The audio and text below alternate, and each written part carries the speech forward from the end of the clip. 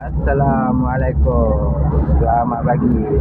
Ni lokasi Tanjung Jagong. Ni Gunung Jerai. Ni gunung. Itu laut.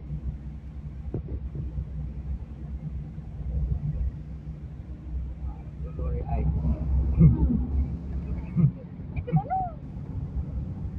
Ni kota Tanjung Jagong.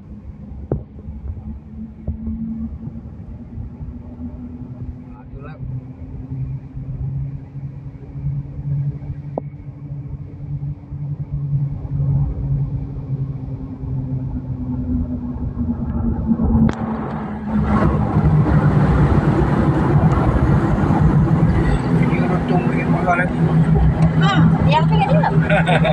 Dia nak kata abang buat tu dah Tu ada siling. Bawah ni ada siling. Siling kau umur. jauh lah. Ada tu siling.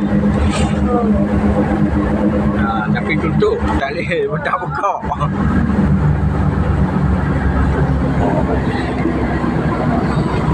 Inilah Gunung Jerai. Ai kau pernah naik? Aduh. Dia pernah naik. Ini Gunung Jerai dah ni. Tu laut tu. Belakang. Assalamualaikum. Selamat pagi. Ni dah sampai dekat pantai apa ni? Pantai apa? Halo. Hello. Kalau mak saya dia mak tiga orang terjana sudah. Pantai apa ni? Ni mak, pinang tu lah. Pinang tu lah. Abang ada ganja kopi air saya tahu. Pantai Singkiang. Ni.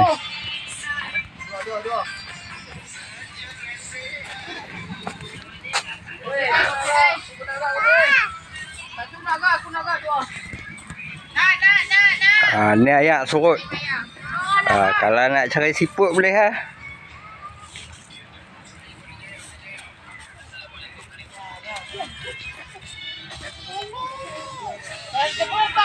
Buat aku.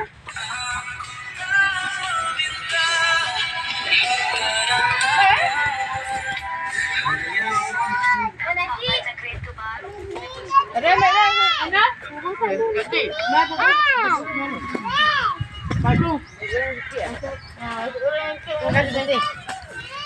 Hari ni kita main 3 biji kereta.